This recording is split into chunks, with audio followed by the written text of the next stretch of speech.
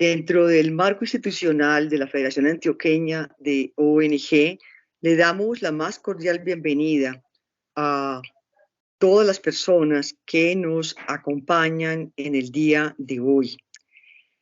El grupo de estudio de Familia Faun es un grupo de estudio que se fundó hace 3 años, cuenta con un equipo coordinador conformado por 2 universidades aliadas, la Corporación Uniminuto, la Fundación Universitaria Luis Amigó, la Sociedad San Vicente de Paúl y Corpindes, estas 2 entidades federadas.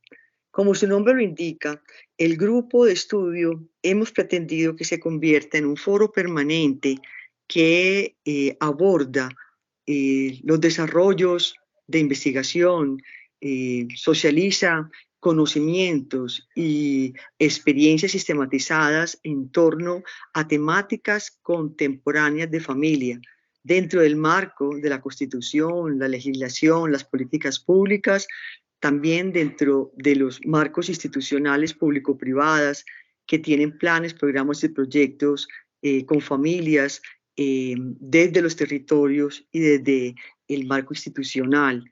Este grupo de estudio tiene 4 ejes de abordaje que son las políticas públicas con fundamento en la Constitución y la legislación, el eje de gestión del conocimiento, que es uno de los temas que hoy vamos a trabajar, el eje de las estrategias de acompañamiento familiar desde marcos institucionales público-privadas y los análisis coyunturales, los temas que emergen, como por ejemplo el de la pandemia y pospandemia, y que los estudios arrojan afectaciones directas e indirectas a los sistemas familiares. En el día de hoy vamos a abordar un tema muy interesante, porque esto hace parte de la lógica que ha tenido el equipo coordinador con respecto a las transformaciones que han logrado nuestras familias, no solamente desde lo estrictamente local, sino también regional y nacional. Cada día estamos haciendo referencia a esta multiculturalidad, a ese sentido polisémico que tiene el concepto de familia, a ese polimorfismo familiar que hace referencia a la forma como las familias, ¿sí?, se van configurando a lo largo del tiempo sin desconocer su pasado y siempre proyectadas hacia el futuro, y que la sitúa en contextos y en culturas particulares donde aportan de una manera colaborativa, a veces sinérgica, a veces anacrónica, a todos esos procesos, ¿sí?, de desarrollo humano, de progreso, de supervivencia, que las mismas familias adoptan para poder permanecer en el tiempo y para poder convertirse en actores claves de desarrollo humano, social, económico y político. Para el grupo de estudio, el poder abordar la familia como un sujeto colectivo de derechos en su triple dimensión de sujeto político, al ser reconocida como una institución garante de los derechos, sí, individuales y colectivos del grupo familiar, en su dimensión humana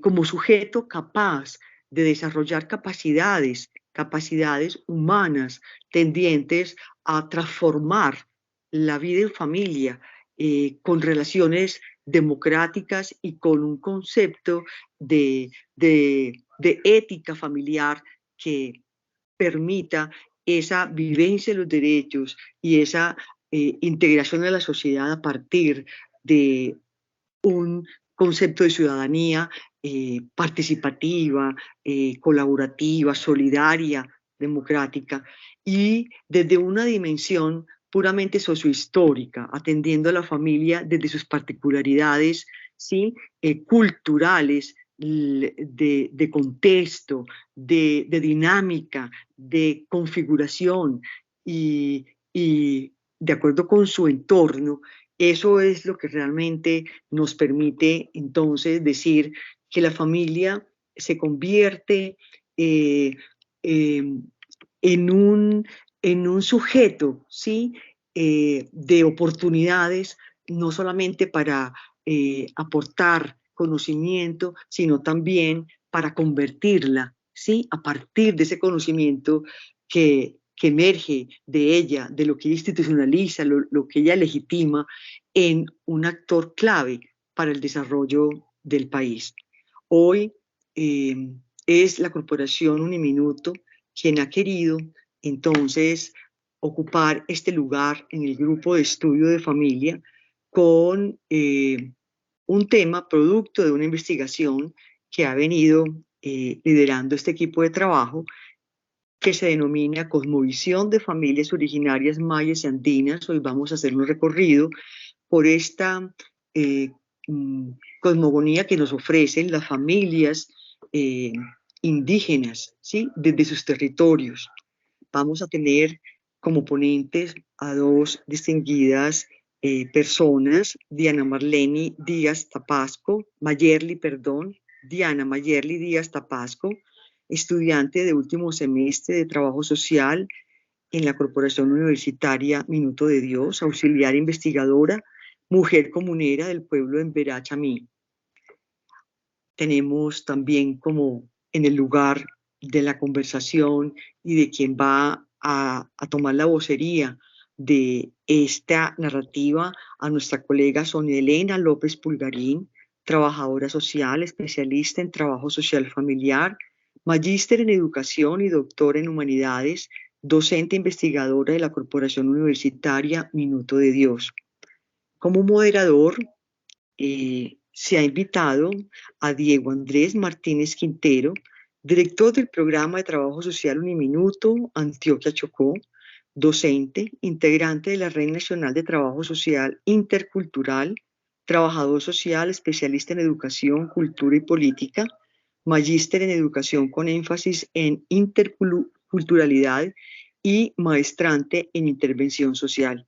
Le damos la más cordial bienvenida a este equipo de trabajo que hoy nos acompaña desde el marco institucional de la Corporación Uniminuto y estaremos muy complacidos de poder conectarnos con ustedes y de poder tratar de entender y conocer, profundizar más acerca de lo que esta investigación con el pueblo en Emberá-Chamí ustedes han realizado. Muchísimas gracias, Sonia Elena, que es la persona que nos articula en el equipo, por estar acompañándonos en este espacio en el día de hoy. Y con esto pues damos inicio para que el moderador entonces tome la palabra y los acompañemos en este recorrido sobre la cosmovisión de las familias originarias mayas y andinas. Muchas gracias, Jonathan.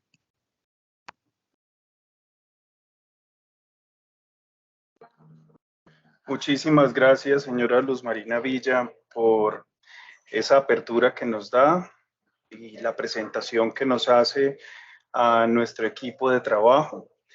Pues bien, entonces estaremos hoy precisamente reflexionando sobre esa cosmovisión, esa visión de mundo que tienen las familias mayas y andinas, o también que comprendemos por esos conceptos de familia y cómo se organizan las familias mayas y andinas. En este momento, pues como ya nos mencionaba la señora Luz Marina Villa, nos acompaña la profesora Sonia Elena López y la trabajadora social en formación, Diana Mayerly, quienes estuvieron trabajando esta investigación muy importante para seguir problematizando, seguir adentrándonos, seguir conociendo además la configuración de la familia vista desde la cultura, desde otras formas de verse, desde otras formas de organizarse. Y pues bien, entonces yo quisiera, desde esas dos grandes categorías que tiene precisamente esta conversación, hablar un poco sobre eso que es la cosmovisión y qué es la familia. Entonces, pues no sé, empecemos a conceptualizar qué pudimos de pronto encontrar con esa idea de cosmovisión. Viendo yo la cosmovisión como esa idea de mundo, y esa idea de mundo que es muy propia, que viene y está muy ligada a mi cultura, está muy ligada a mi forma de vivir, a las relaciones con las que también transmitieron mis antepasados y mis antepasadas, su cultura, sus usos, sus costumbres, sus ritualizaciones, esa relación también que me enseñaron a tener junto a la naturaleza, todos los seres vivos, los animales, los seres humanos, y ese respeto también que como tenemos que tener hacia la naturaleza, cultura, hombre. Esa es como mi visión de cosmovisión, cómo yo visualizo todo en general de mi realidad. ¿Qué pudimos entonces encontrar, Sonia, Mayerly, en la investigación que nos lleve a comprender un poco esa cosmovisión?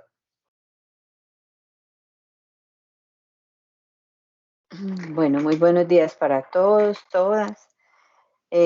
Aquí también hace parte de otras dos personas que estuvieron en este equipo, que son Diana María Lopera Montoya y Carlos Gustavo Rengifo Arias. Ellos también estuvieron haciendo parte de la investigación.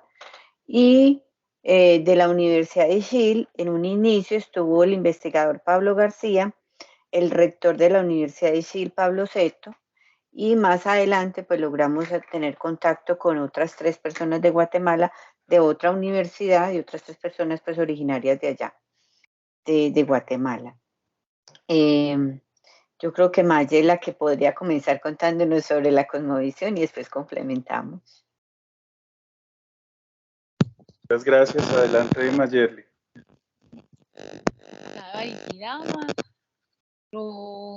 Diana Mayerly Díaz Paz, como de Verabuera, en Verachamí. Saludarlas, agradecer a cada uno de ustedes el espacio, el permitirme compartir la palabra, aceptar también este llamado del corazón que nos convoca a estar aquí para conversar. Pues bueno, desde la visión de la comunidad en Vera, desde las familias, ha sido muy significativo como ir tejiendo esos nuevos pensamientos y formas de comprender el mundo. Desde cómo estamos habitando, cómo estamos en el territorio y cómo lo estamos visionando. Entonces enmarca también desde el principio de lo comunitario, de las relaciones familiares. Hola, porfa, bájale todo el volumen a tu computador y tienes el sonido solo por el equipo móvil, por el celular, para que podamos escucharnos mejor. Hola, ya no sé. Eso, perfecto. Ahí está mejor. Eso. Entonces, íbamos que se entiende desde esa comprensión de lo comunitario, más allá de ser personas o vecinos, sino que se genera desde esa gran familia, desde la relación con el territorio, desde el ombligar, desde tejerse entre pensamientos y palabras y encontrarse, digamos que en esas otras formas para generar, digamos que esas conversaciones más profundas alrededor del fogón, alrededor del fuego, comprendiendo y acudiendo a esos mayores y mayoras que son los sabios de las comunidades para poder comprender y mirar qué se puede hacer por el territorio para dar esas pautas que sigan permitiendo que la comunidad se siga encontrando. Muchas gracias, Mayerly, por esa interpretación que le das a la cosmovisión. Pues bien, estabas nombrando allí unos temas que son muy importantes, sobre todo esa ligación de la cosmovisión con el territorio, que es muy importante porque el territorio no es solamente esa franja de tierra, sino es donde se entreteje todas esas costumbres, la ritualización que precisamente comentas, de ese compartir allí en el fogón, de esa gran familia, no solamente por lazos de consanguinidad, sino esa idea comunitaria de entrever a quienes interactuamos allí, quienes nos organizamos, quienes toman las decisiones en mi comunidad, y mi comunidad precisamente viene a ser también parte de mi familia. Muchas gracias, Mayerly. No sé qué quieras de pronto complementarle, profe Sonia. Bueno, yo quiero como dejar claras como dos cosas antes de que avancemos, es con relación a desde dónde nosotros queríamos conocer esa concepción de la familia, o esa cosmovisión, esa visión de la familia, y dejamos el concepto de buen vivir ligado a esa concepción de cosmovisión y de familia, porque para nosotros y nosotras era muy importante conocer también para ellos qué era el buen vivir, y ellos y ellas, y no lo preguntamos específicamente, ¿qué es el buen vivir? No, sino que lo evidenciamos a partir de la vivencia misma y de todas las otras características cuando nosotros pudimos acercarnos en ese círculo de la palabra, que tuvimos que además desaprender esas formas de investigación tradicional. Nosotros habíamos pues muy pinchados, habíamos diseñado supuestamente una entrevista, sí, disque semiestructurada, cuando tocó desmontar todas esas cosas y gracias a Pablo García, el profesor de la Universidad de Chile, nos hizo entender y darnos cuenta que no se trata de eso, ¿cierto? Y que ni siquiera teníamos que llevar un consentimiento informado, porque eso hubiera sido casi como una ofensa, decirle a la persona, venga firme, que nos autoriza a recolectar una información y después, no, él le dijo, no, es que nosotros no trabajamos desde ahí, para nosotros es la confianza, es la palabra, es la garantía de creer en el otro, de conversar. Entonces, ¿cómo que vamos a ir a pedirle una firma de qué? O sea, eso no significa nada, porque eso tiene otro sentido diferente. Entonces, desde ahí empezamos también a desmontar y a desaprender y logramos entender que teníamos que pensar en unas visiones mucho más amplias para luego ir bajando y poder llegar a lo que era realmente ya eso que queríamos conocer de la familia, pero teníamos que hablar precisamente de naturaleza, de lo sagrado, del territorio, de lo político, de las formas de relación, de la organización como tal, hasta poder llegar a la familia. Pero cuando encontramos la familia nos dimos cuenta que dentro de la familia también estaba todos esos otros elementos. Entonces era una visión desde lo macro a lo micro para entender que eso micro contenía también lo macro.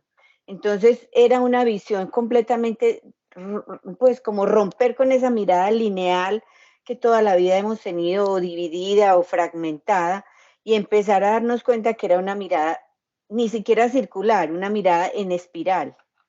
Y esa mirada en espiral nos empezó a dejar ver o a dejarnos deslumbrar, porque fue también muy bonita la experiencia y el asombro cuando estuvimos en territorio, desde el momento mismo en que llegamos con todo el ritual de la limpieza para poder ingresar al territorio, con el permiso que nos dio primero el señor gobernador y el cabildo para poder entrar al territorio, todos los rituales que se hicieron hasta poder llegar a visitar a las familias en sus casas, en sus territorios y también mirar esas otras formas de concepción del mundo y de la vida. Muchas gracias, profe Sonia.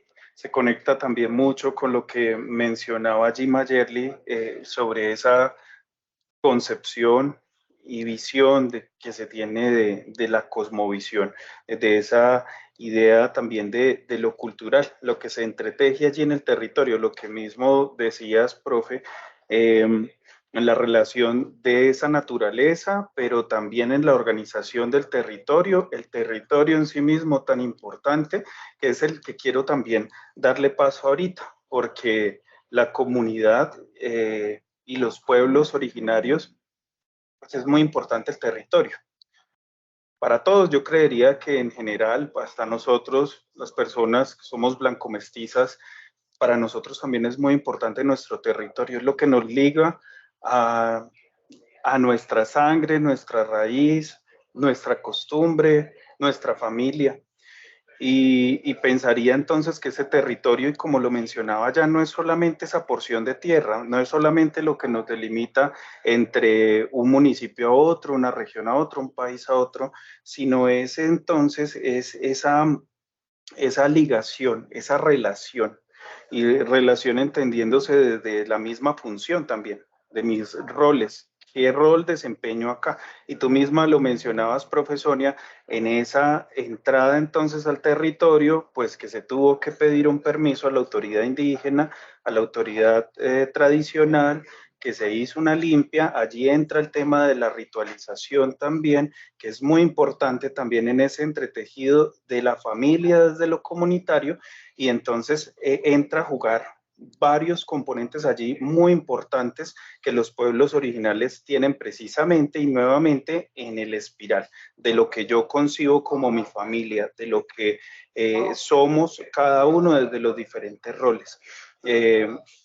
Esa ligación del territorio tan importante, que es entonces la que nos llevan años luz también los pueblos originarios en reconocer que no es esa visión antropocéntrica que en algún momento de pronto pudimos haber tenido algunas personas, y ver al ser humano superior a los seres vivos, a todos los seres vivos en general, al agua, al aire que respiramos, a todo ese interactuar y lo que nos posibilita nuestra vida, y nos llevan años luz porque nos enseñan el respeto por esa naturaleza, el respeto de lo que debe allí entretejerse en las relaciones entre humano, naturaleza y cultura, que es muy importante también en la ritualización, en nuestras propias costumbres. Entonces, no sé, ¿qué pudieron de pronto encontrar allí? Porque ya lo han mencionado bastante en el tema de territorio. Cimentémoslo desde esa parte, desde el territorio, para empezar a comprendernos la familia. Empezamos con esa cosmovisión. ¿Qué realidad entonces estamos comprendiendo? Traigámosla al territorio. ¿Qué estamos comprendiendo desde allí? ¿Cómo nos estamos configurando como familia del territorio? Entonces, ¿cómo que encontramos allí desde el territorio? No sé, Mayerly, si bueno, quieres, ahí vamos conversando, adelante. sí. Claro que Por sí. ejemplo, la sola forma de nombrar el territorio me parece algo muy bello, ¿cierto? Territorio ancestral.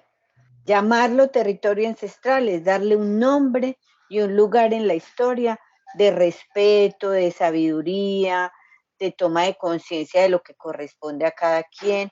Y yo creo que la historia, y pues Imaye, porque también se adentró a hacer otra investigación con relación a la resistencia del pueblo en Verachamí, entonces ella también lo logró verificar y comprobar cómo, o sea, apropiarse, pero no desde expropiar o tener o tener una escritura o no, como lo hacemos aquí, sino desde otras miradas y de otros lugares, con ese profundo respeto que tienen por la madre tierra, por la naturaleza.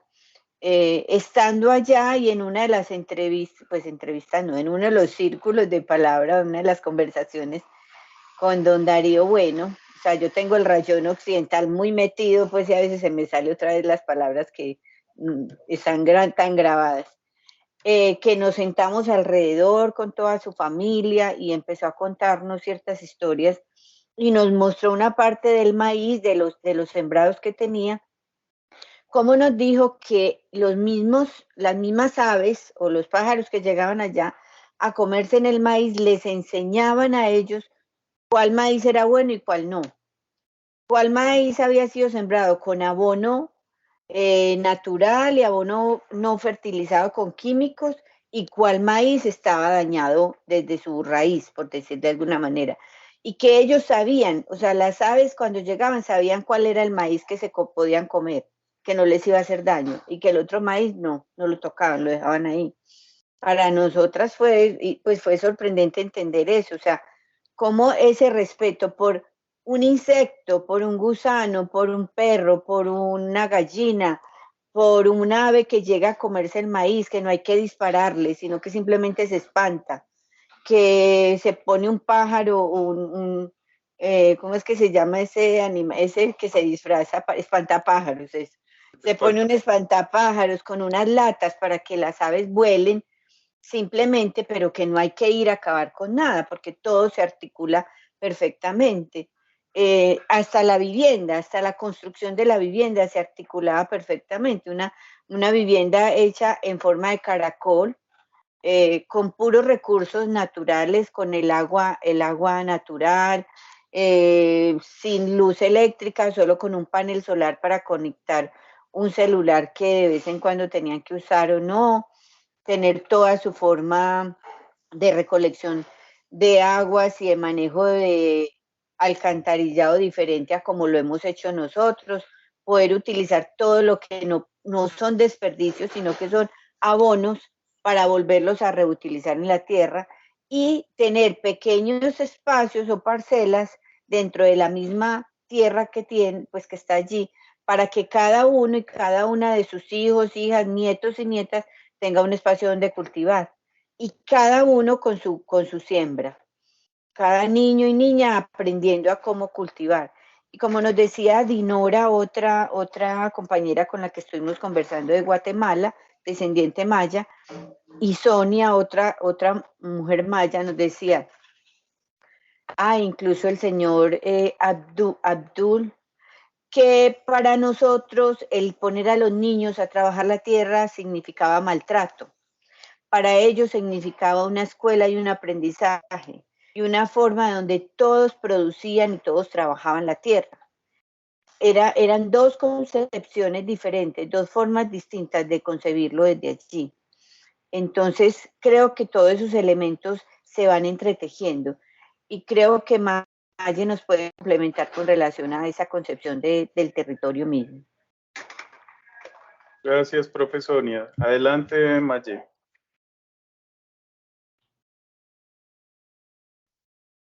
Maye, no se te escucha.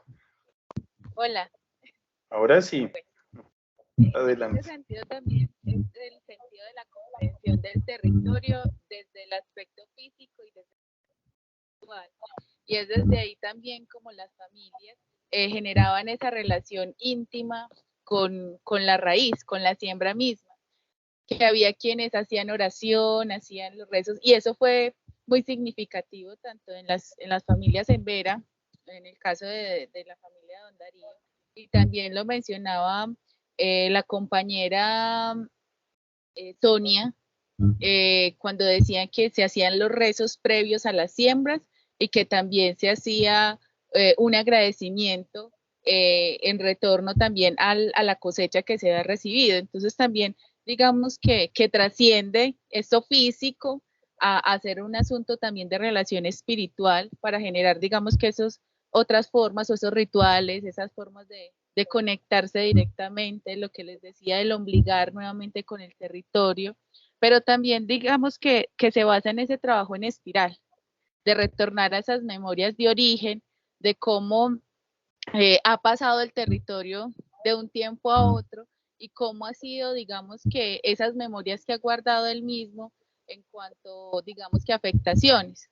Entonces, lo que decía la profe Sonia, cuando se encuentra, digamos, que hay una semilla transgénica, ¿qué memoria le está dejando al territorio? O cómo las otras semillas van a tener también que adaptarse, digamos, que a esas formas de cómo se cultiva desde esos, digamos, fertilizantes que no son propios de la comunidad. Entonces ahí se marca también algo muy fuerte y es el reconocimiento de la vinculación o ese reconocimiento del vínculo que hay con la tierra, con la madre, y que si uno le hace daño a la tierra, pues también le está haciendo daño a esa propia madre que le está dando de comer, que los alimenta siempre, que no solamente les da pues ese alimento físico, sino también que les da la tranquilidad, que les da un espacio para habitar y que también en sí mismo está transmitiendo otras enseñanzas.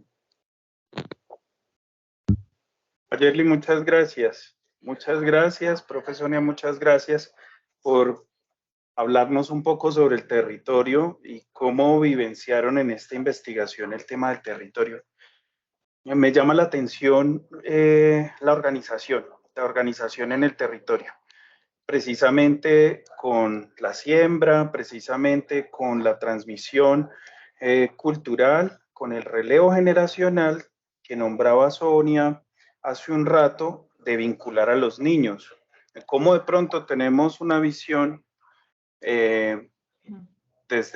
posiblemente desde la ley, el Código de Infancia y Adolescencia, con nuestra ley de pronto ordinaria, en que algunos tipos de trabajo, pues bueno, eso ya hay que verlo, ¿no? Porque de todas formas eso es una línea muy delgada al ya llegar a la vulneración. Pero lo llevo más al tema de la generación, de cómo vincular al niño sin que eso ya tampoco se vaya a trascender al otro espacio de vulneración de derechos y demás, pero cómo se le empieza a enseñar al niño la práctica, el uso. Y esto va muy vinculado a la ley de origen, a ese conocimiento, a esa raíz, a ese sistema de conocimiento ancestral, de cómo no dejarlo perder y seguirlo transmitiendo para que se siga dando. Y el otro, desde pequeño, venga tomándolo. Conocemos, y precisamente por esa raíz colonial que tiene Colombia, muchos de los pueblos indígenas y pueblos originarios han perdido su lengua, su indumentaria, sus prácticas, digamos, artesanales, los usos que tienen con la tierra, con su gastronomía, pues precisamente por dejar atrás esa transmisión, no delegar y garantizar, porque eso es una responsabilidad, y esa responsabilidad en la organización pues tiene mucha trascendencia, tiene mucho valor, y que aparte pues es una responsabilidad de cómo se organicen las comunidades originarias y las poblaciones originarias. Lo mencionaba porque me pareció muy importante allí. Vemos, y como les decía, hay muchas poblaciones y muchas comunidades que ya han perdido prácticas. Acá en Antioquia nada más, hay muchos pueblos en Vera que ya no tienen lengua propia, que ya posiblemente en algunos territorios cercanos al Urabá, los niños pues ya no quieren retomar el tema de hacer la mola. En los hermanos Guayú ya muchas de las niñas en algunas comunidades ya no se quiere tejer el chinchorro cuando se hace el encierro, ya no se quiere tejer la mochila, y eso es muy importante, cómo se organice, y esa espiral que hablaba Mayerly, muy importante, es un tema familiar, cómo se viene haciendo en espiral el tema de las tradiciones, de la ritualización, de cómo nos conformamos, qué nos da identidad entonces como territorio, y cada uno pues en sus roles específicos dentro de mi familia y dentro de mi comunidad. Me llama la atención entonces allí esto, para que lo ampliemos de pronto un poco más en el tema de la organización en el territorio. ¿Cómo entonces vieron y visualizaron que se estaban organizando allí las poblaciones desde esa visión de comunidad, pero esa visión de comunidad amplia, de familia grande? Dale, no sé, Mayerly. Hola. Bueno, en ese sentido, pues hay algo que es muy valioso de reconocer, y es que algunos mayores se han tomado o se han empoderado, digamos, que de esos conocimientos, y se ha reconocido también la necesidad de que sean transmitidos, de que los jóvenes y los niños lo conozcan, pues también desde el ejemplo. Algo muy simbólico y que se vio, digamos, que en la familia de don Darío Bueno, es que ellos no tuvieron que decirle a los niños, vamos a sembrar. Los niños vieron que ellos estaban sembrando y Mayerly, vieron. discúlpame que te interrumpa. Acércate un poquito más el micrófono y lo dejas ahí quietico porque va y viene el sonido. Entonces, para escucharte mucho mejor. ¿Listo? Listo, así. Entonces, en ese sentido, digamos que el ejemplo también ha sido muy significativo para que los niños tengan esas memorias y también se repliquen esos conocimientos. En el caso de doña Marta, que ella es una artesana, ella teje cestería, pero también sus niños aprendieron, sus hijas aprendieron el arte de la cestería también desde el ejemplo, desde el querer. Entonces, como que también se van replicando esos conocimientos y los nietos también saben tejer. Entonces, algunos tejen la cestería, pero también otros tejen desde la chaquira, hacen los collares, las ocamas. Entonces, desde ahí, digamos que hay un encuentro también familiar, pero que se va ampliando. Entonces, no solamente se quedan los hijos, sino que también se va replicando a los nietos y ellos posiblemente le repliquen a otras personas que van a estar dentro de su comunidad. Lo mismo pasa, por ejemplo, en el asunto cultural de la música. Don Darío Bueno todos en la familia son músicos, y entonces decían que ellos para construir las letras de las canciones se reunían y la única inspiración era todo lo que tenían a su alrededor, las montañas, la organización propia de los líderes, reconocer la riqueza natural que había en el entorno. Entonces desde ahí también pues como que se van dejando esos legados, aunque en otros espacios también había sido complejo. En el caso de uno de los comuneros, don José, sí recalcaba mucho en el asunto de la siembra del alimento. Ya los muchachos no quieren sembrar, ya no quieren sembrar el alimento. Entonces desde ahí digamos que hay unos paralelos que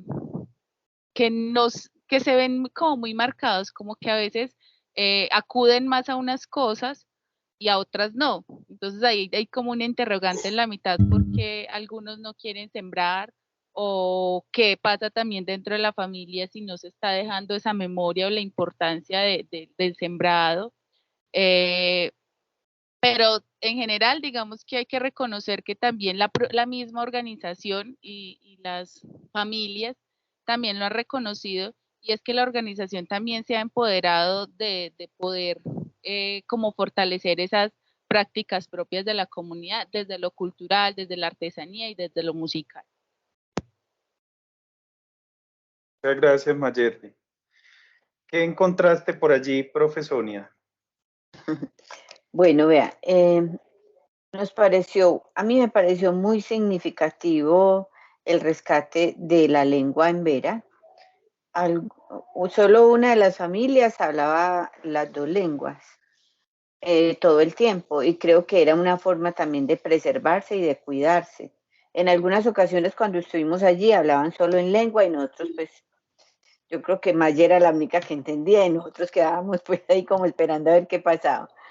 Pero eso me pareció supremamente significativo y simbólico porque ellos de alguna manera se cuidan y se protegen también, conservando su lengua.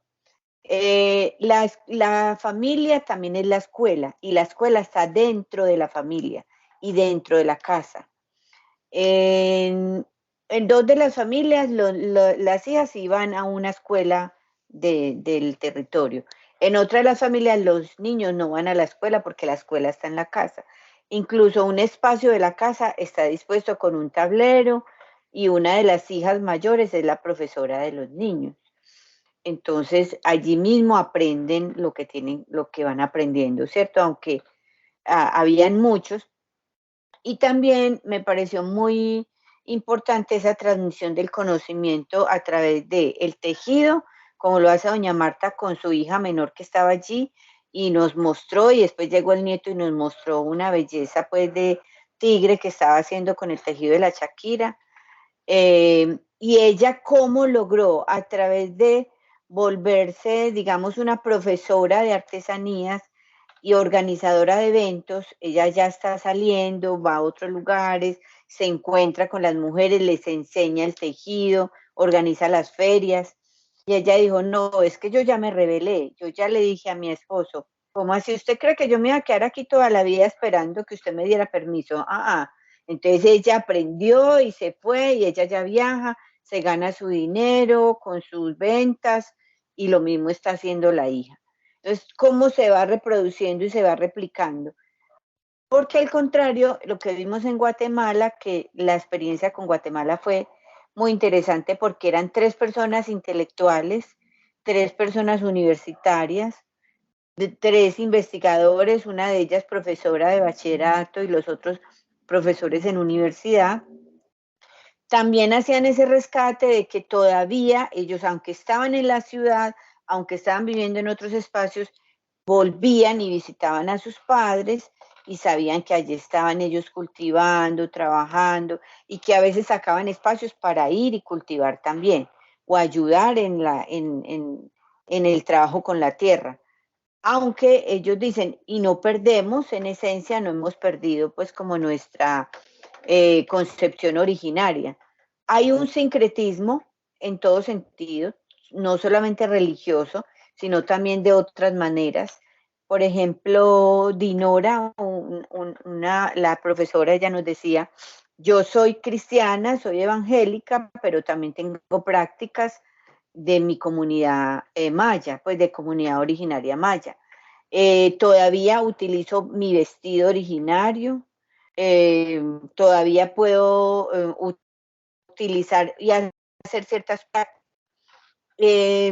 Los hombres, por ejemplo, en Guatemala aún conservan también sus trajes con su chaqueta originaria, su sombrero, siempre, y están haciendo todo un movimiento muy interesante de volver al origen de sus nombres y desmontar esos nombres impuestos como Pablo, Pedro, que son nombres religiosos, nombres sacados y unos apellidos que tampoco son los que corresponden.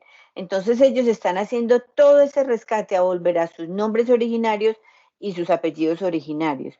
Y también están haciendo todo un trabajo muy interesante con el agua y con la soberanía pues alimentaria, ¿cierto? Con la seguridad alimentaria y con todo el trabajo que están haciendo el rescate con el agua.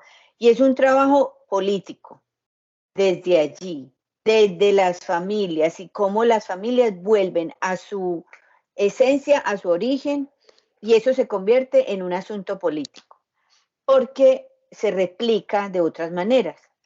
Con don José, que fue uno de los señores que pudimos visitar allá en el territorio en Verá, no se consideraba, él a sí mismo no se consideraba en Verá, aunque tuviera todos los rasgos y toda su familia tuviera todos los rasgos, incluso él no se considera, él se consideraba mestizo, sin embargo, muchas de sus prácticas son en Verá. Y él decía, si aquí hay comida para uno, hay comida para todos.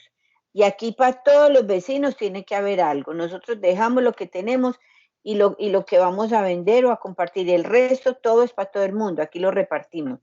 Y las abuelas, las dos abuelitas que viven aún allá, ya muy mayores, tienen su espacio donde van y cultivan. Y él decía, véanla cómo está, de 80 y pico de años. Ella cogía y se levantaba a las 4 de la mañana y se iba hasta su pedazo de tierra a sembrar, a cultivar y después iba y recogía. O sea, no perdieron nunca ese vínculo con la tierra, ni con la cosecha, ni con la siembra, ni esa concepción del buen vivir. Para ellos el buen vivir es lo fundamental, en el sentido de que el buen vivir tiene que ver con el compartir, con un bien común, con lo comunitario, con que si hay para uno, hay para todos. En ese sentido, es un aprendizaje también muy grande con relación a eso de la familia. Entonces, la familia es la escuela, la familia es una organización comunitaria. ¿Y quién hace parte de la familia? No solamente papá, mamá, hijos, hijas, abuelos, no, todos hacen parte de la familia. Desde incluso lo que nombra el profesor Carlos Rengifo, lo no humano, pues la naturaleza, los insectos, sí, o sea, todo hace parte de la familia y de esa organización familiar. Gracias, profe Sonia.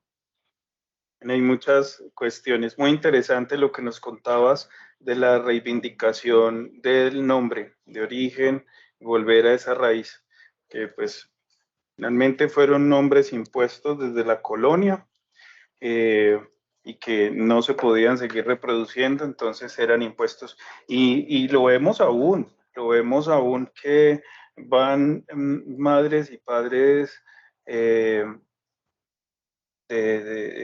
indígenas a registrar a sus hijos y le colocan cualquier nombre en la registraduría sin tener la autorización de la persona. Asuntos ahí coloniales todavía que tenemos que seguir trabajando en la relación precisamente intercultural de unos a otros y ese margen de respeto que tenemos que tener sobre todas las culturas que coexistimos acá en Colombia.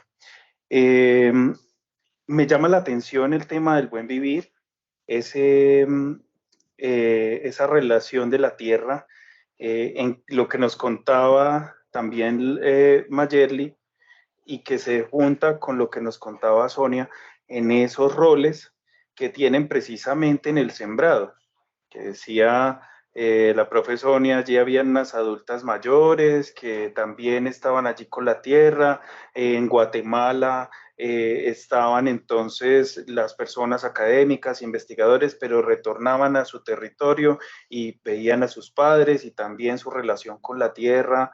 Mayerly también nos comentaba sobre esa relación con la tierra, las familias y cómo se distribuían el trabajo.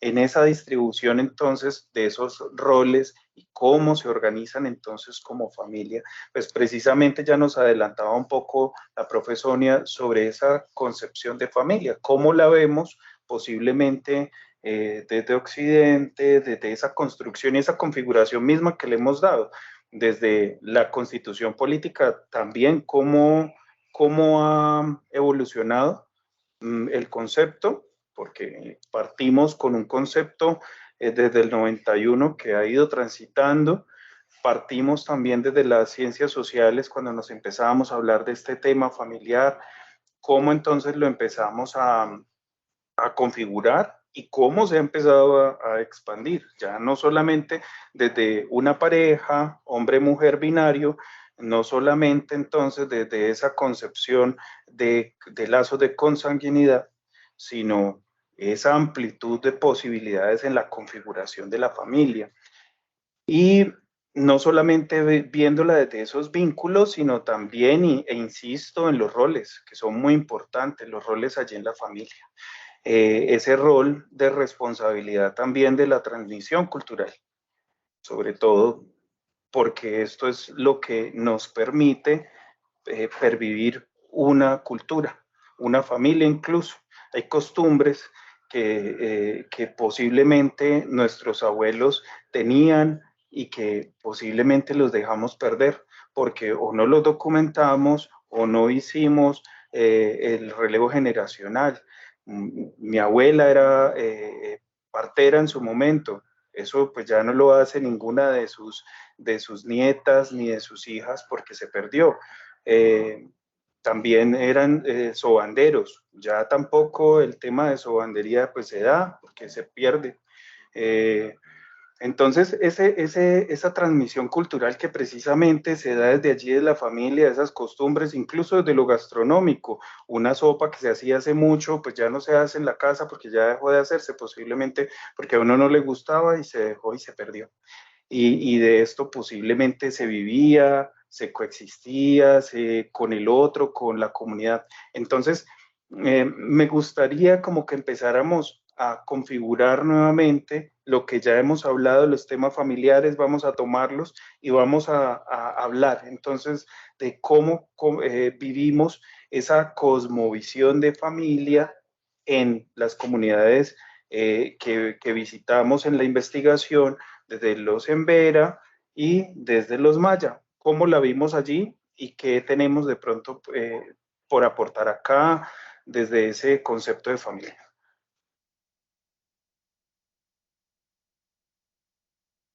Bueno, parece Profe Sonia, si quieres, dale, si se nos perdió Maye, se fue. Perdió Maye.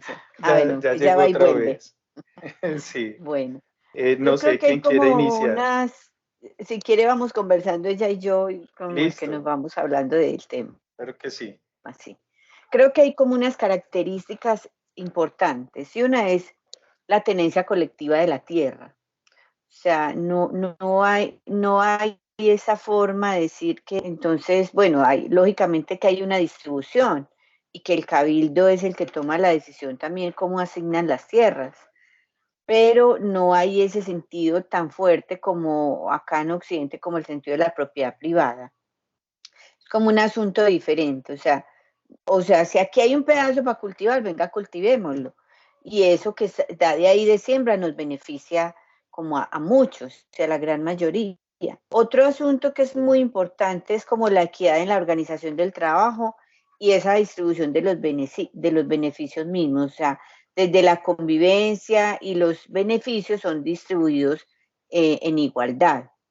El otro asunto que ha sido y que vi que aparece en vimos que aparecía en las dos culturas es lo ritual, con relación a las plantas medicinales, y a esas formas y prácticas, digamos, sí, ritualísticas de vivenciar la vida, de hacer la cosa, el uso de los instrumentos, flautas, tambores, las plantas sagradas, todo lo que va a contribuir a que la vida sea más llevadera, digámoslo así.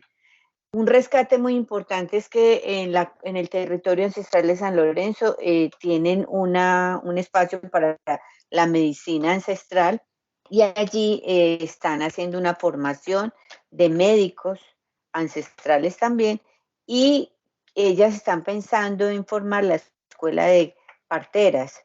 Nos contó uno de los médicos que nos recibió, el que nos hizo pues el ritual de la limpieza que allá, y vimos que están empezando, tienen un espacio muy, muy interesante para hacer la escuela de parteras, o sea, rescatar ese saber antiguo que siempre se ha tenido.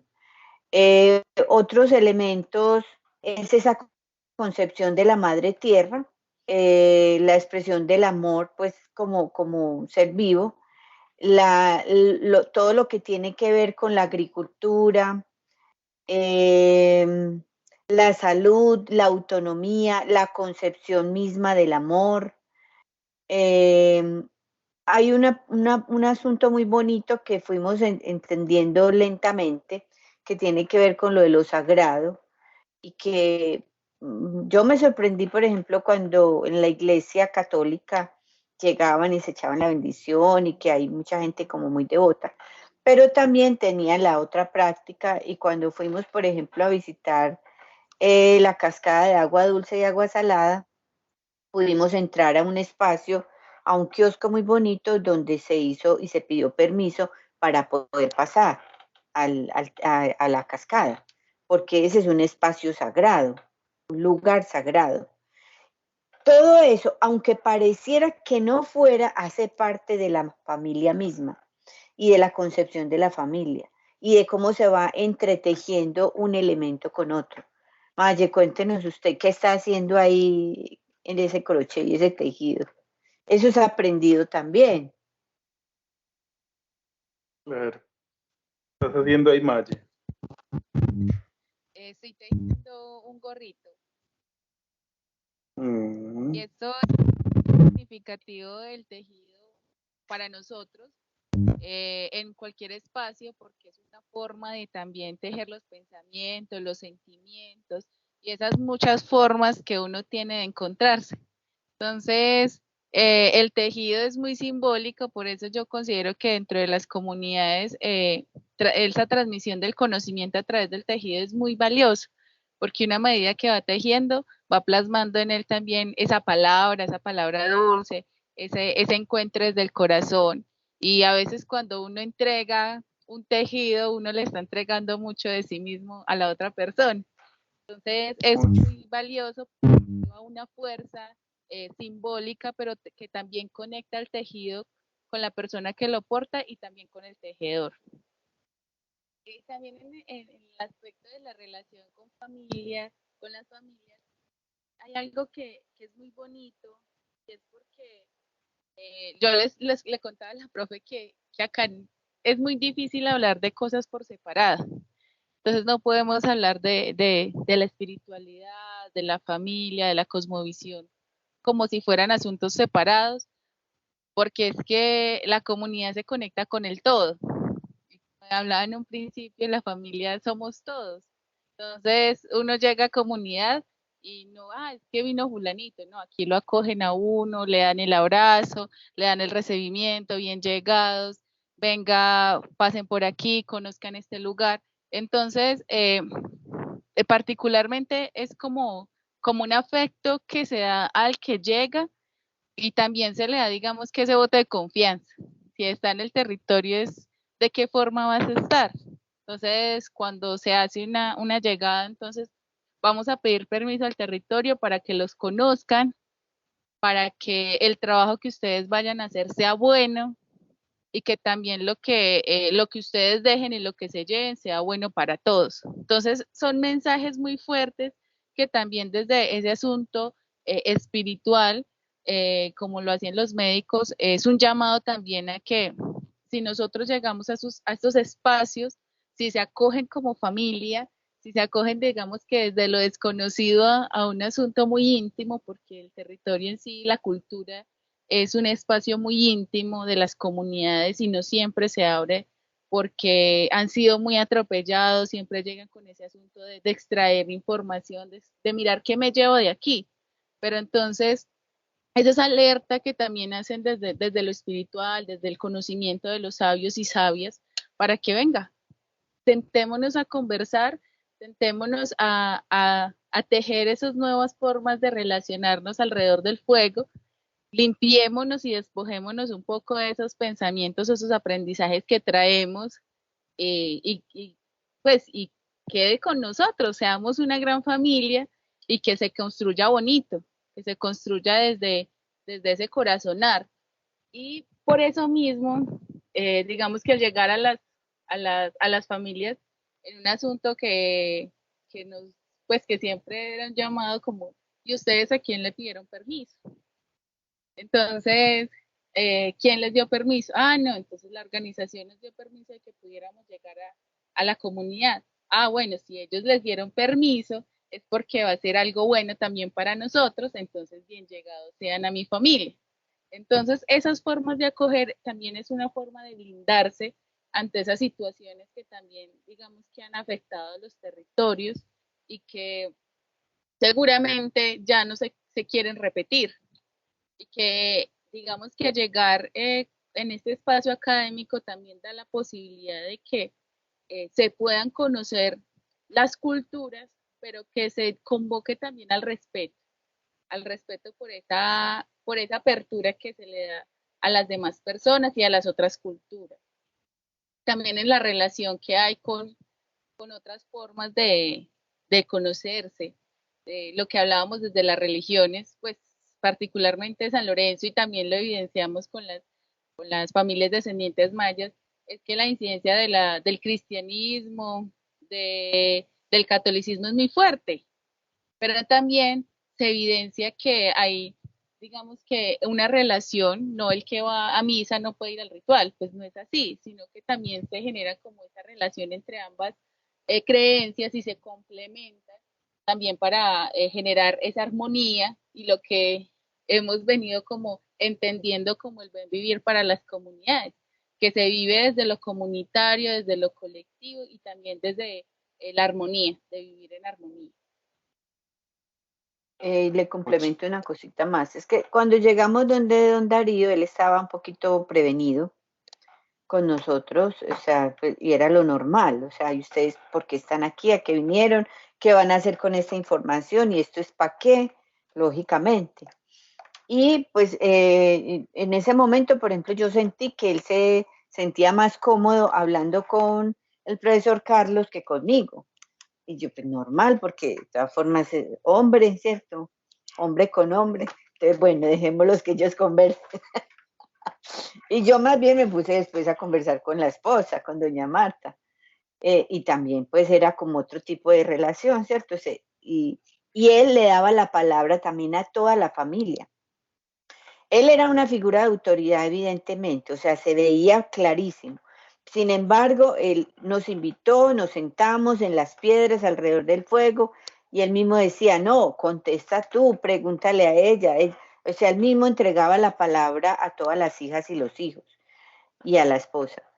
Muy, muy bonito eso. Entonces, cuando nosotros le explicamos para qué era eso que le estábamos preguntando a él, entonces él decía como de una forma jocosa, como que no nos vayan a quitar del todo pues lo que nosotros tenemos, o sea, como déjenos un poquito.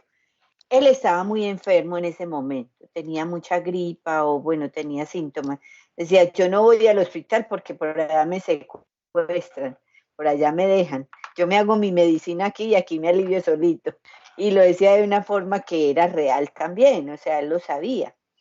Ellos han sido un referente, esa familia ha sido un referente, a ellos les dicen los Damasiri, porque así se llama el grupo musical que ellos tienen. Y ellos se han presentado, tienen ya CDs, se han presentado en las fiestas que hacen allá de las fiestas de San Lorenzo. Son muy conocidos, pero sí, tienen una forma de concebir el mundo muy hermosa y que en poco tiempo nosotros quedamos descrestados. O sea, tanto que yo le dije, ustedes verán, si quieren, yo me dejo adoptar y me quedo viviendo aquí en esta casita. Yo quería quedarme allá. Era cerca a las nubes.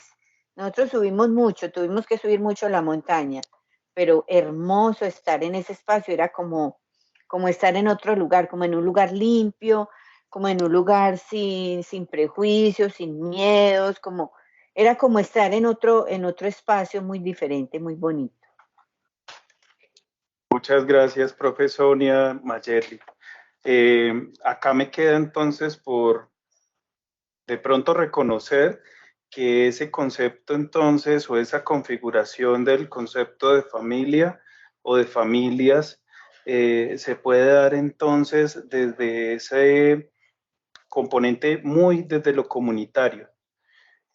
Allí entonces se puede ver esa horizontalidad que hay, lo que hablaba Mayerly, al llegar a la comunidad que es bienvenido, quien llegue, se abraza, se saluda, el disfrute por el que llega, el respeto también por el que ingresa, se deja ingresar, pero igual el respeto mutuo que debe tenerse entre cultura a cultura, la división de las funciones, de los roles, que lo podemos también ver posiblemente en el concepto o la configuración desde el lugar que lo enunciemos de lo que tenemos por visualizar la familia. A mí me parece muy bonito cómo los pueblos originarios conciben la familia y es muy desde lo comunitario, para mí eso es algo muy bello. Y quisiera compartirles y me voy a permitir leerles acá algo que es de Jesús Flores, él es un antropólogo y precisamente en un relato con una comunidad indígena en Verachamí de cristianía, hace algo alusivo a la familia y a la comunidad. Entonces me voy a permitir leerles un fragmento porque va muy ligado a nuestra conversación y que de pronto nos situemos desde allí para hablar, porque han hablado ustedes también mucho sobre lo sagrado y sobre la ritualización, que es muy importante también, es un lazo de conexión de la familia con el territorio y lo comunitario. Y dice así, relación con la comunidad. La relación no es nada diferente a su función o funciones en sí. Ya de todo se ejerce en la comunidad y se realiza en comunidad, fortaleciendo así los valores propios, dando vida misma y manteniendo vivos como pueblos con una identidad propia que nos hace sentir orgullosos y en esa medida nos permite abrirnos a otros pueblos para compartir las diferentes experiencias, no solo en el aspecto religioso. Es precisamente lo que podemos llamar vivir en armonía con los hombres y con la naturaleza, en un continuo respeto mutuo que nos enriquece cada vez más en la medida que lo valoramos. Viviendo así, sentimos el crecimiento y avance de los procesos comunitarios, como también todo lo que entorpece y obstaculiza los mismos procesos comunitarios. Vemos que dejándonos llevar de muchas cosas que no son propias de nuestra cultura, hemos perdido mucho de las buenas relaciones que durante años hemos mantenido con la naturaleza, motivo que nos ha llevado a destruirla muchas veces, estropeando así parte de nuestra expresión cultural como propio pueblo chamí. Cuando hay buenas relaciones armónicas con todo, todo anda bien y los Jaibaná, fuerzas de la naturaleza y espíritus se muestran amables con nosotros. Y esa es la concepción entonces que les quería mostrar acá de este relato que hace una persona indígena en Verachamí. de cómo concibe entonces. Mire que todo es entonces un entretejido de lo comunitario, pero no solamente desde lo interno, sino lo externo también. ¿Qué podemos compartir siendo respetuosos también con lo mío, con ese relevo que me hicieron a mí de lo cultural y esa preservación de lo cultural que debo tener yo dentro de mis conocimientos? Se dice entonces, y en esa concepción, que cuando somos respetuosos con la naturaleza, con el otro, con la otra, entonces los espíritus están conformes conmigo, y eso hace parte también del buen vivir. Eso hace parte entonces de esas buenas relaciones que se busca siempre dentro de esa concepción. Pero también desde lo sagrado, que mire que decía, no es solamente lo religioso, sino es la armonía, la armonización, que es tan importante.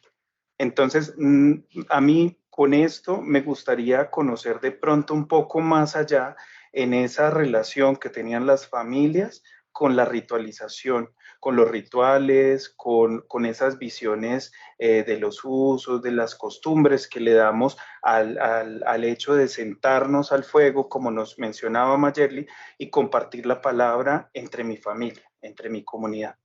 Profe Sonia. Bueno, yo quisiera como a partir de esa lectura que hace también contarles para nosotros pues como entender la familia indígena desde otros lugares, no tan, y que ni siquiera debería llamarse indígena, sino la familia originaria, porque la sola palabra indígena ya es una palabra que separa y discrimina. Y el profundo respeto de llamarlos a ellos originarios, pueblos originarios, porque son nuestros hermanos mayores. Nosotros somos los hermanos menores, las hermanas menores. Y digamos, podría plasmar en decir que es una red solidaria de apoyo. Y ellos y ellas dicen que la familia es y se aprende a ser observando, escuchando, participando de los trabajos de los mayores, de los trabajos comunitarios, y la escuela se hace desde la vida diaria. Las personas de Guatemala nos insistían mucho eso también, desde el saber, desde lo físico, desde el pensamiento, también divisando las generaciones y mirando cómo se va dando esa herencia y se va aprendiendo, se va respetando también y se va repensando ese territorio, la identidad, el sentido de esa comunidad, caminando en pro de los saberes ancestrales hacia un fortalecimiento espiritual. Y yo vuelvo y digo que, por ejemplo, Maye, pues para nosotros fue un regalo muy grande que Maye fuera nuestra auxiliar investigadora, porque ella es comunera, ella es originaria y está estudiando, ya se va a graduar de trabajo social. Y ahorita con este otro trabajo tan bonito que ella hizo de la resistencia del pueblo en Veramaya, sale una categoría emergente que tiene que ver precisamente con eso, y es la espiritualidad. Y ese asunto es muy bonito, o sea, creer que la resistencia se hace a partir de la espiritualidad, cuando una se alcanza a imaginar eso. Y que a partir de eso es que se ha logrado preservar en el tiempo la cultura, las condiciones, a partir de una lucha muy fuerte, pero que más que cualquier otra cosa tiene unas raíces espirituales.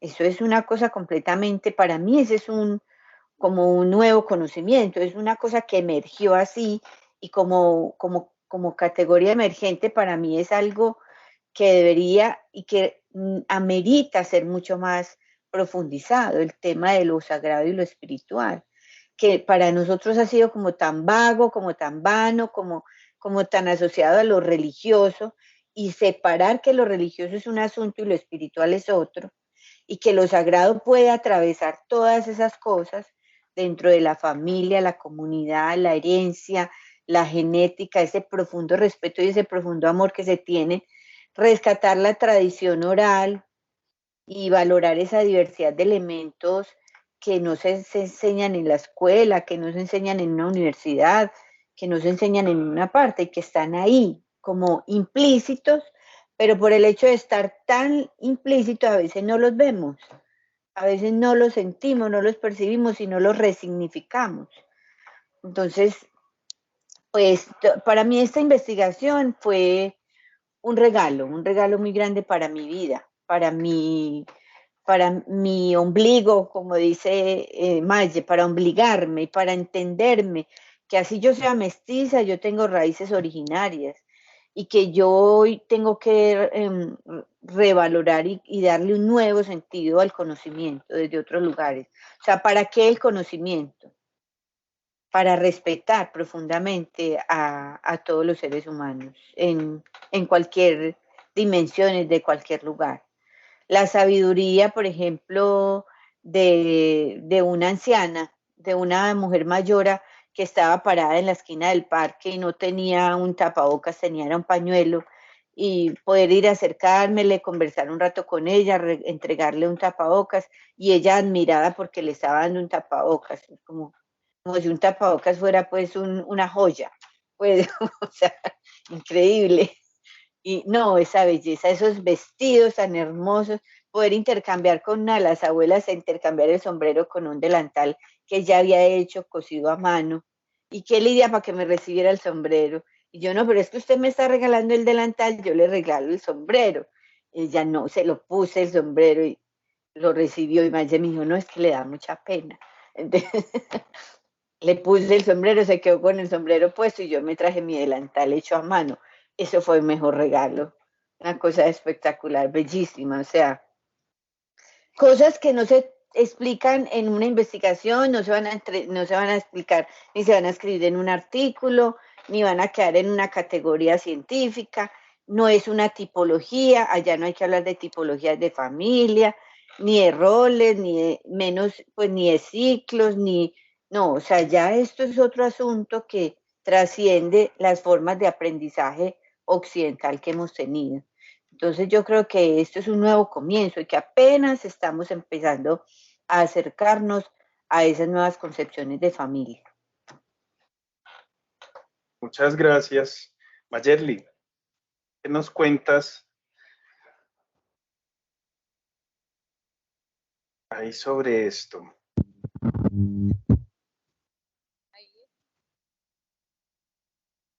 Mayerly, no te escuchamos. Ya. Ahora sí. Que cuando se generaban en las conversaciones también este tejido de la palabra con las compañeras mayas y el compañero Apuk, si no estoy mal que se pronuncia así, yo pensaba mucho en cómo esas visiones que tenemos de la familia, como desde estar ubicados tan lejos, ellos por allá en Guatemala, con una cultura tan diversa, habían puntos en comunes también de cómo nos encontrábamos en familia, cómo conversábamos, cómo entendíamos esa relación con la tierra, con el entorno, con los animales, la naturaleza, cómo también eso espiritual marcaba algo muy significativo dentro de las comunidades, pues de que pues todos tres, como lo decía la profe, son académicos, son personas que su mayoría del tiempo han estado en la ciudad, pero no se olvidan de esas herencias que les han dejado sus padres.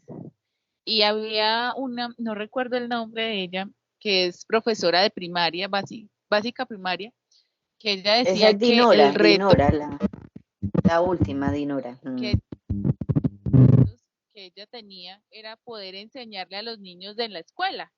O sea, que si ella no podía estar en el territorio, la labor de ella era en la escuela enseñarles a ellos para que no se olvidaran esas herencias desde el tejido, desde la espiritualidad, desde lo cultural, y que era como dicen los mayores de aquí, dejar este mundo mejor de como lo encontramos, y eso es una gran responsabilidad porque a veces, pues en lo personal yo me pongo a pensar, ¿yo qué estoy haciendo para dejar este mundo mejor de como lo encontramos? Realmente si esa semilla o ese arado que estoy haciendo es el correcto para que las otras generaciones puedan encontrar este mundo un poquito mejor, o qué estamos haciendo, cómo estoy relacionándome con otras personas para que realmente estemos mejor.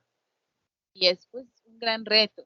Y como lo decía la profe hace un rato con la espiritualidad, es muy significativo para el pueblo en Vera de este territorio, porque hacer resistencia desde algo que nunca nadie había pensado de esa forma, siempre se ha visto como que es esa confrontación física, es esa pelea constante, pero como desde también esas otras formas de encontrarnos con el pensamiento, de hermanarnos con la comunidad, generan esos vínculos tan fuertes que también se puede hacer resistencia desde ahí, desde esas memorias propias del reconocimiento de los territorios, de esas mismas memorias que guarda el territorio y cómo sanar. Es que a veces es la comprensión de cómo sanar esas heridas que tienen los territorios y los úteros en esa memoria que se transmite a nosotros, de cómo esas afectaciones que le causaron a nuestras mamás, que esas heridas con las que nosotros cargamos,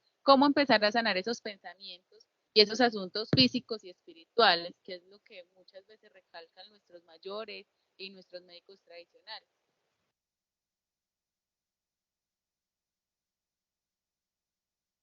Muchas gracias, Mayerly y profe Sonia, por todo esto que nos han compartido sobre esa cosmovisión de familias mayas y andinas. Por último, yo quisiera ya para que podamos juntar todas estas categorías o temáticas, como le queramos llamar, que visualicemos esto del territorio junto al tema familiar y cómo es entonces esa relación de familia y de territorio. Ya la hemos hablado, ya hemos venido hablando de ello, transversalizándolo con otros temas, desde la cosmovisión, desde lo sagrado, desde esas tareas que realizamos a diario, pero más allá de pronto de cómo lo encontramos como concepto, me gustaría es que ya lo ampliáramos desde las mismas costumbres de allí, de estas familias en territorio. Entonces, esa relación de familia con territorio, desde allí, desde la vivencia, desde lo que nos pudieron compartir, desde lo que ustedes pudieron observar, desde lo que les permitieron compartir con ellos y ellas, que nos pueden traer un poco sobre todas esas experiencias de territorio. Eso es un poquito difícil tan rápido, pues. Pero bueno, yo pienso que la familia tanto para los mayas como para, bueno, nosotros dijimos mayas, pero ellos son Ixil, Quiché, son varias culturas que hay dentro de descendientes mayas. Bueno, yo pienso que ahorita Mayer mencionaba que aunque ellos estén en Centroamérica y los Embera estén acá en Sudamérica, hay un hilo, yo creo que hay un hilo que teje todo Mesoamérica antes, o lo amerindiano, Mesoamérica, antes de que nos dividieran en pedazos, pues que dijeran que norte, que sur, que centro, nada, o sea, hay una Mesoamérica unida. Pienso que la familia es una institución sólida y que está proyectada en las relaciones con la comunidad, se manifiesta alrededor de lo que es la vida económica y política del pueblo, de los pueblos. Existen esas relaciones de parentesco a través de los rituales, como por ejemplo el padrinazgo, el compadrazgo, y eso también hace que los vínculos se mantengan, sean permanentes. Políticamente, la máxima autoridad pues representada a través de, en este caso, la señora gobernadora y el cabildo mayor, secretarios, tesoreros, comuneros, alguaciles, todo lo que hay allí, está también articulado. Y ese, digamos, ese bastón de mando, que es el símbolo de poder y autoridad, representa, digamos, como eso que es como, podríamos llamar en otras culturas muy antiguas, el tótem, de alguna forma, pero es también algo religioso, cultural y político, y es una figura de poder. Y que hay un profundo respeto entre todos esos elementos. O sea, aquí no podemos sacar a la familia y aparte lo otro, no, la familia con todo lo demás, con todo ese tejido tan grande que hay dentro de la organización cultural, social, política, religiosa. Eso es Y lo es que que yo eso puedo habla decir. mucho, sí, muchas gracias, profe. Esos bastones de los Jaivana, de los Embera, que tiene mucho que ver con la espiritualidad y esa forma también de expresar la sabiduría, expresar lo sagrado. Eh, yo también lo llevo por el tema de la organización, precisamente el territorio y esa familia, cómo se organiza para la toma de decisiones también. Tuve la oportunidad de acercarme a varias comunidades indígenas y entre esas, pues una de las que más me dejó de pronto adentrarme y compartir con ellos fueron los hermanos Guayú y me llamaba la atención entonces esa línea matriarcal de la toma de decisiones, cómo se desarrolla, cómo se da en la familia desde que la niña tiene su primer periodo y entra en el encierro, cómo empieza entonces la transmisión cultural por parte de su abuela, de sus tías, y empieza entonces con el tejido, empieza entonces con la gastronomía, a aprender todo lo gastronómico y hasta cómo se toman las decisiones en las familias. Esto ya trasciende cuando se lleva la palabra a otras familias por ofensa o por otras situaciones X o Y.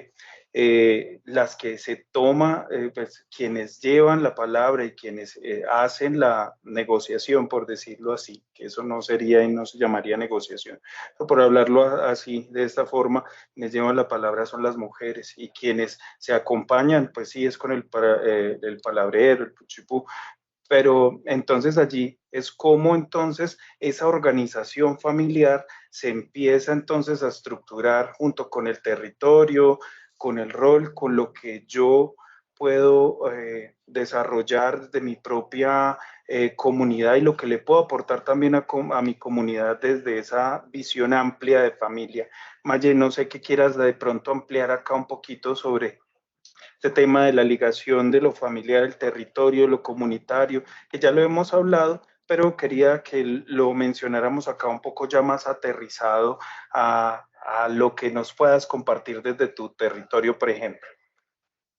Que algo que hay que reconocer que es muy significativo es la participación en las mingas, porque allí, si bien está el papá, por lo general están los niños también y las mujeres.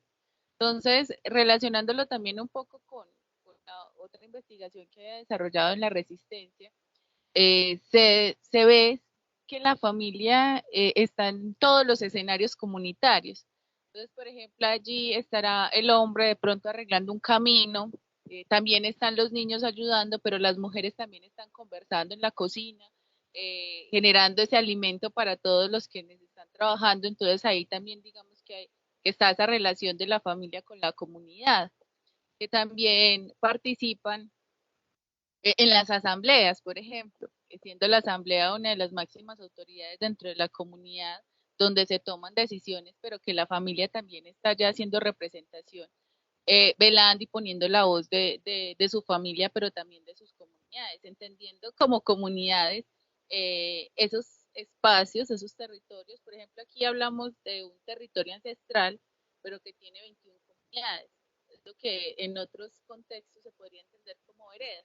Entonces, desde ahí, digamos que esas comunidades son una gran familia que se reconoce y que tiene un arraigo también muy simbólico por ese espacio que ellos hacen o ven como su casita, y que entre ellos pues también se generan, digamos que esas otras formas de relacionarse que son muy íntimas.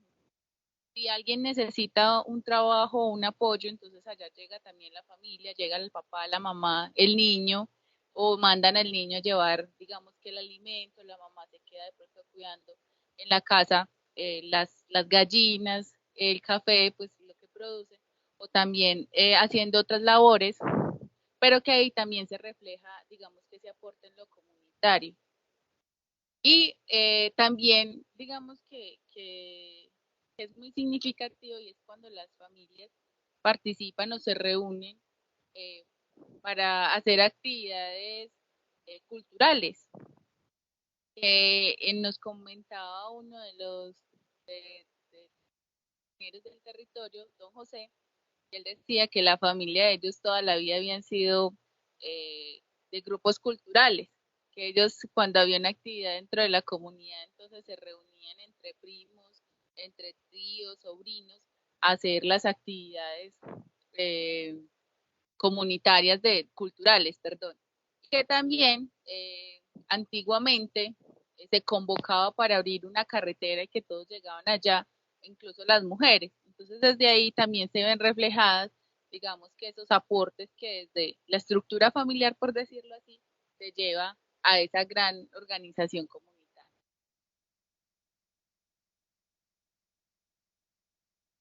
Muchas gracias, Mayeli. Estaba acá tomando un poquito de nota de lo que me estabas comentando y lo que comentaba Sonia.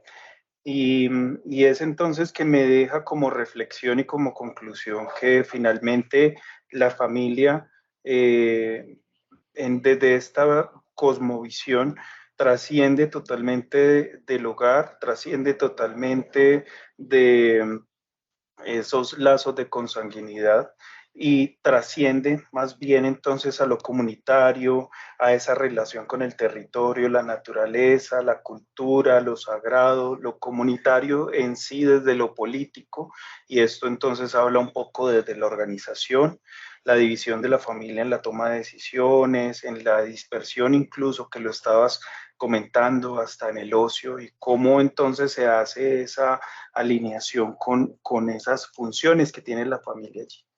Pues bien, yo les agradezco mucho, profesora Sonia, colega Mayerly, por el espacio, por permitirnos conversar, por permitirnos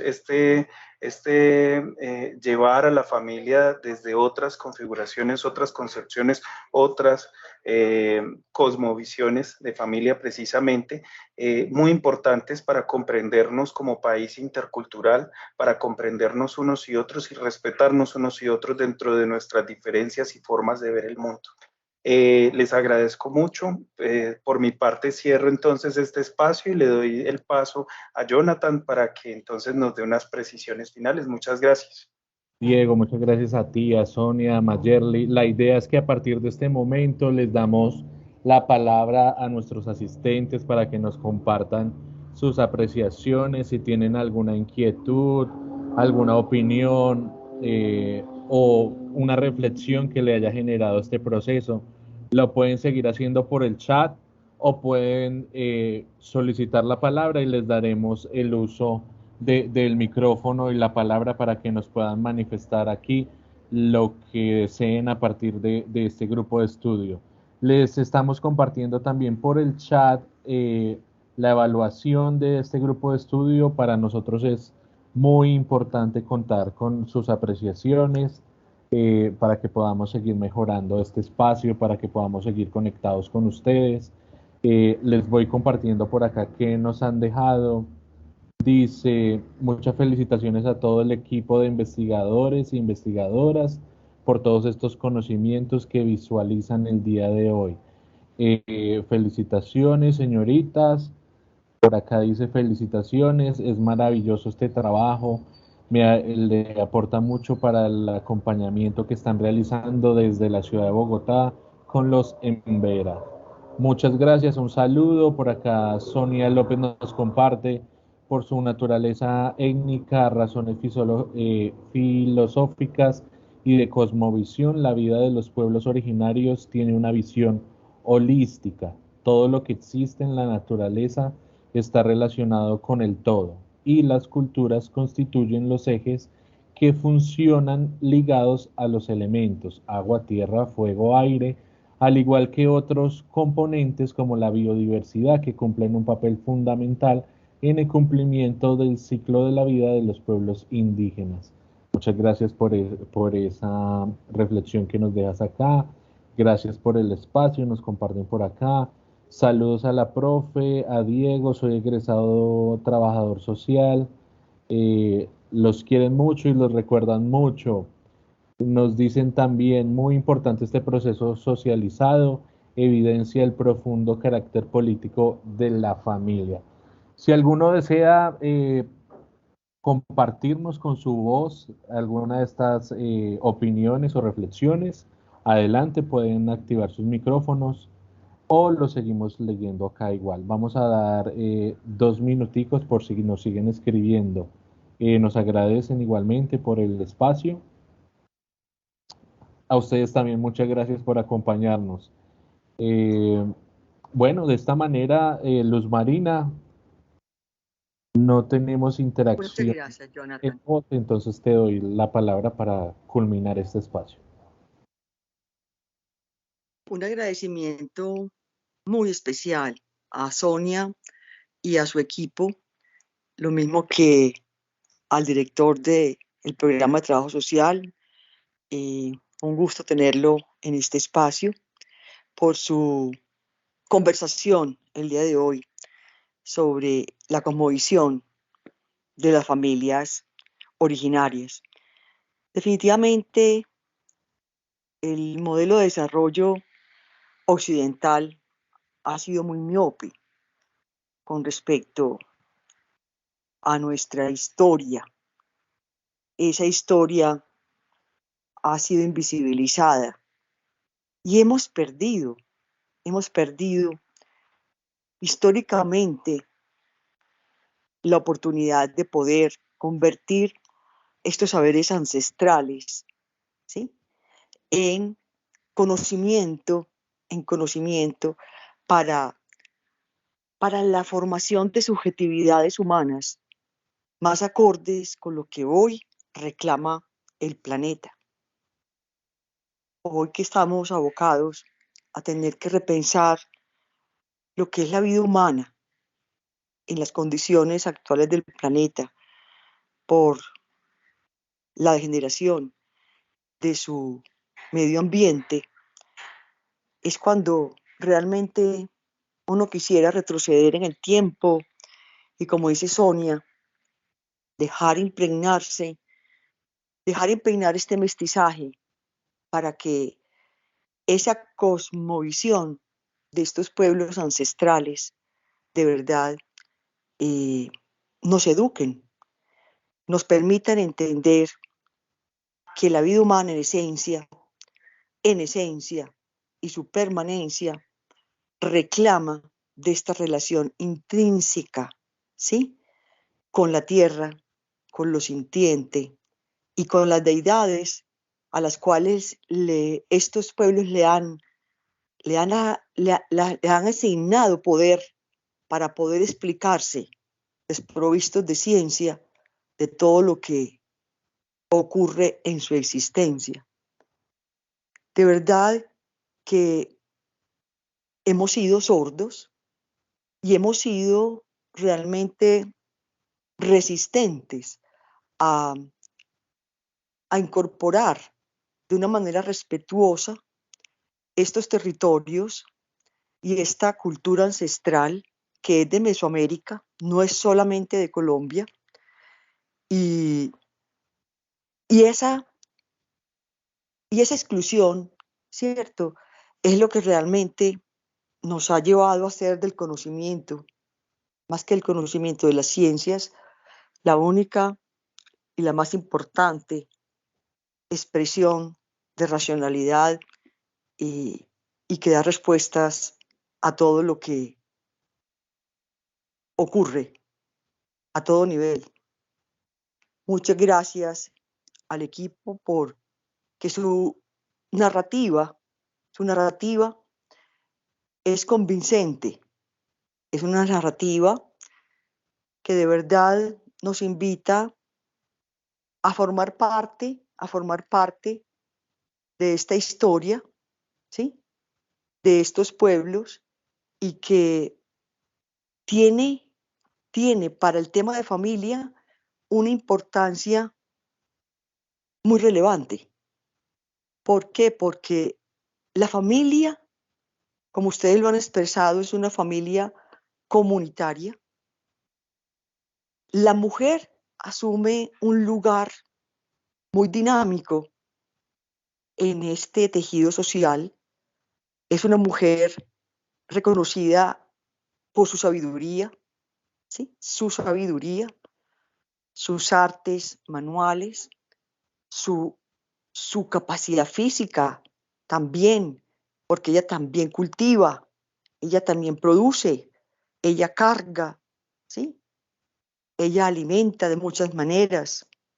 Y porque es la mujer la que teje con su palabra.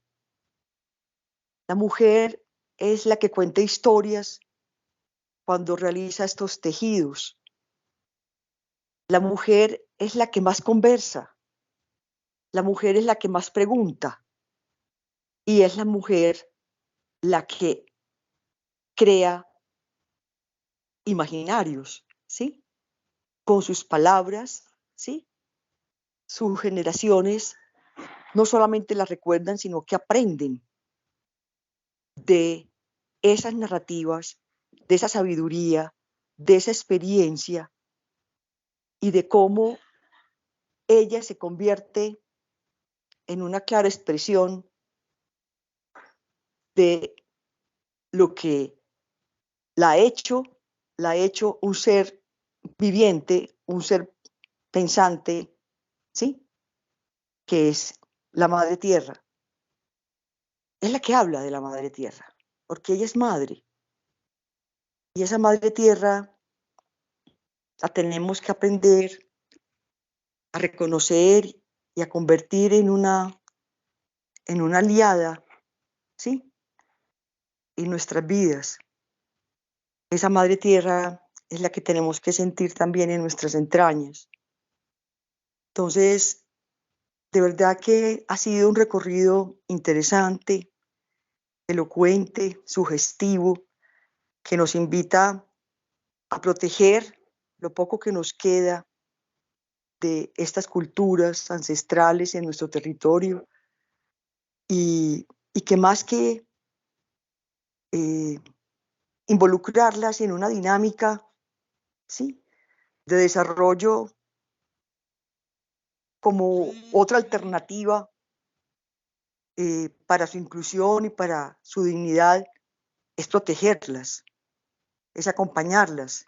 No todo se puede lograr y todo lo que la gente necesita es progreso. También necesita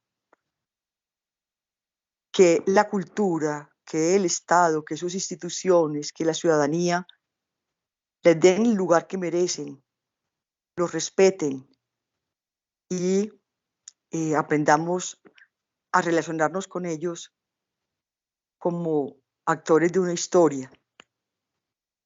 Quisiera compartir una información importante, y es que existe una red internacional de estudios de parentesco, se llama RIAP, es una plataforma internacional mesoamericana. Su sede creo que es en México, que se dedica a socializar estudios de parentesco de culturas originarias. Para que lo busquen en Google, es una plataforma que se llama RIAP, R-I-A-P, es internacional y ofrece estos espacios para acercarnos a estas cosmovisiones de familias, de culturas originarias. Muy interesante por toda la riqueza que estas culturas tienen y que no hemos logrado conocer y de mencionar como otra expresión de lo que es la identidad y lo que es la configuración de formas organizadas que garantizan la existencia humana. Muchas gracias, Jonathan, y a todas las personas que nos acompañaron en el día de hoy. Esperamos que nos diligencien el cuestionario de evaluación y que se queden con nosotros, que nos continúen acompañando cada mes en los conversatorios, porque lo que queremos es eso, que este espacio se convierta en un centro de pensamiento multicultural, ¿sí? Diverso, en temas de familia. Que tengan una feliz tarde. Muchas gracias.